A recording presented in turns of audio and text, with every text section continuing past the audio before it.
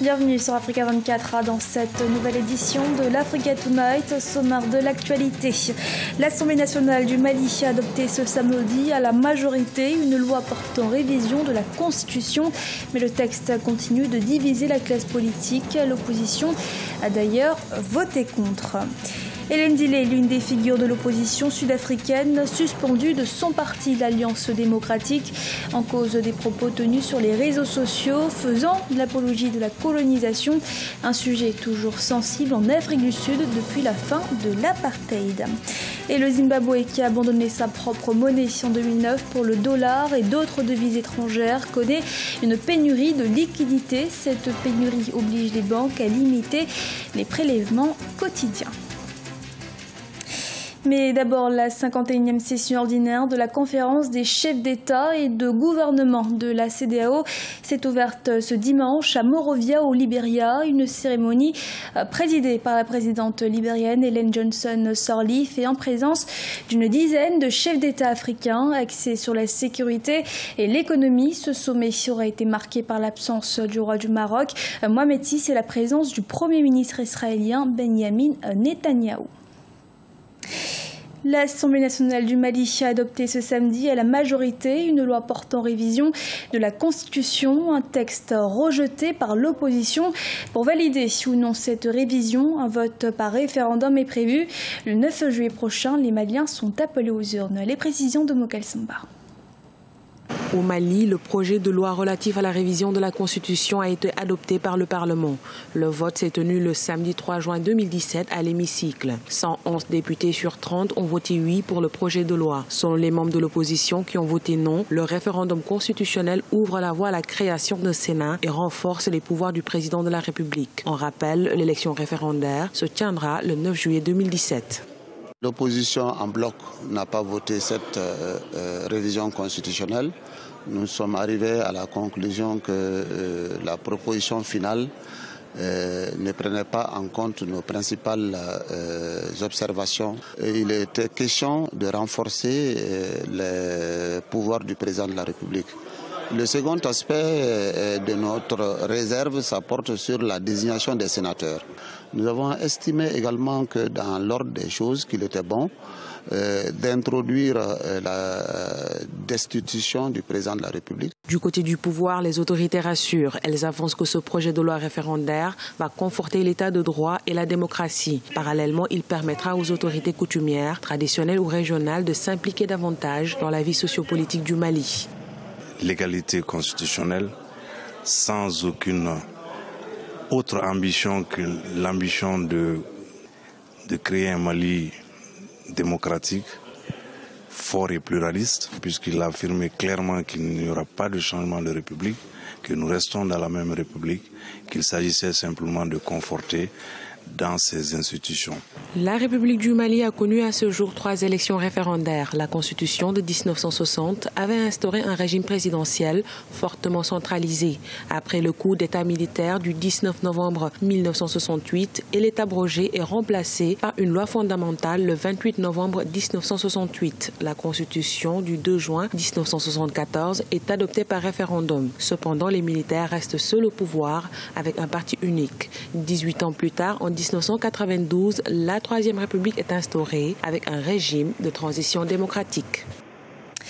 Dans l'actualité également, un rapport de l'ONU dresse un bilan des violences commises en Centrafrique. L'enquête des Nations Unies détaille 620 crimes perpétrés par des militaires entre 2003 et 2015. Des soldats tchadiens seraient impliqués dans des exactions contre des civils, des allégations aussitôt démenties par le gouvernement tchadien. Les précisions de Corinne Kandem. Les soldats tchadiens seraient mis en cause dans de nombreuses exactions commises en Centrafrique, selon un rapport publié le 30 mai par l'ONU. L'enquête des Nations Unies détaille 620 crimes commis par des militaires ou des groupes rebelles dans le pays entre 2003 et 2015.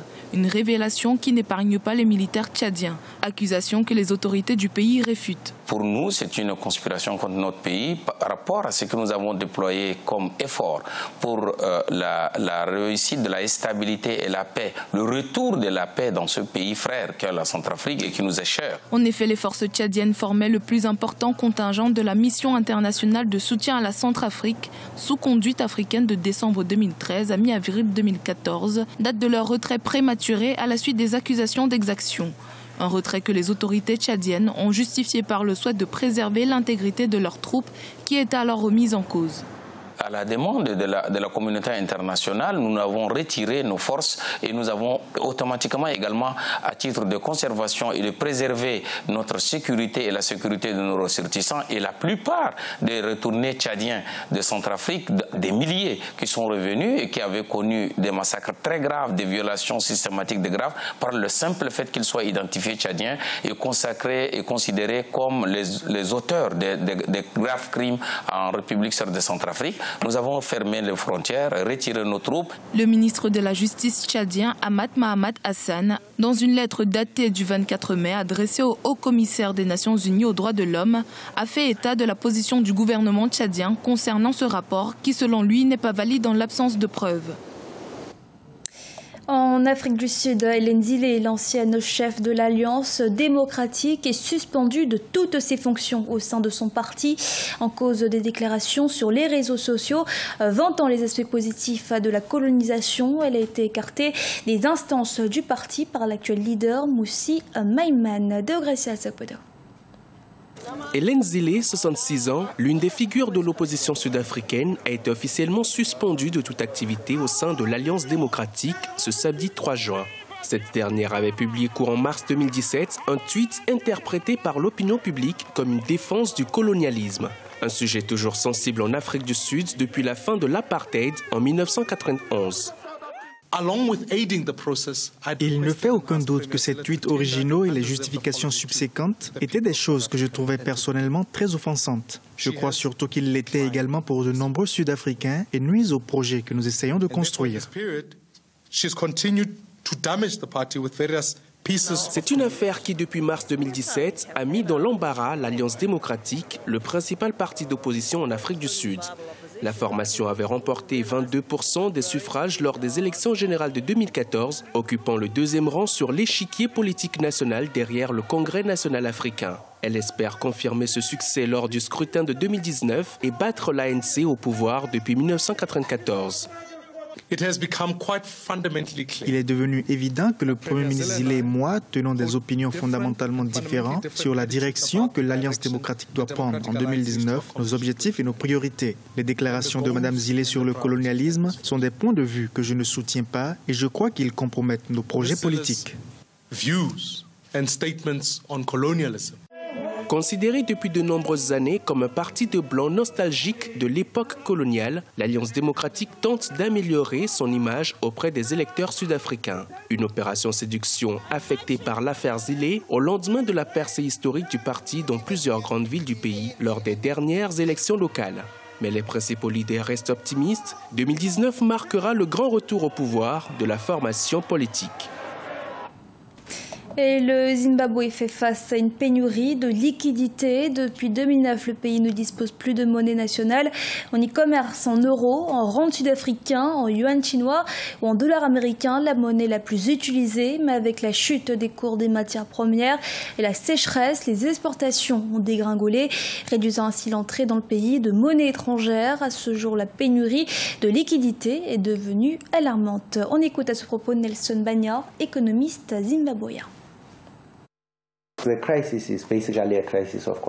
Il s'agit essentiellement d'une crise de confiance dans l'économie et dans le secteur financier, en particulier dans les banques, ce qui explique la pénurie de nouveaux dépôts en espèces dans le système. Le milieu financier indique qu'il y a des dépôts de 6 milliards de dollars, mais en réalité, des éléments prouvent que très peu de dépôts de liquidités ont été effectués. Voilà pourquoi vous avez de longues files d'attente. Les gens veulent simplement retirer leur argent du système. Ce journal a été réalisé par l'ensemble de la rédaction. Merci de votre fidélité. Restez sur Africa 24 pour un nouveau rendez-vous de l'actualité.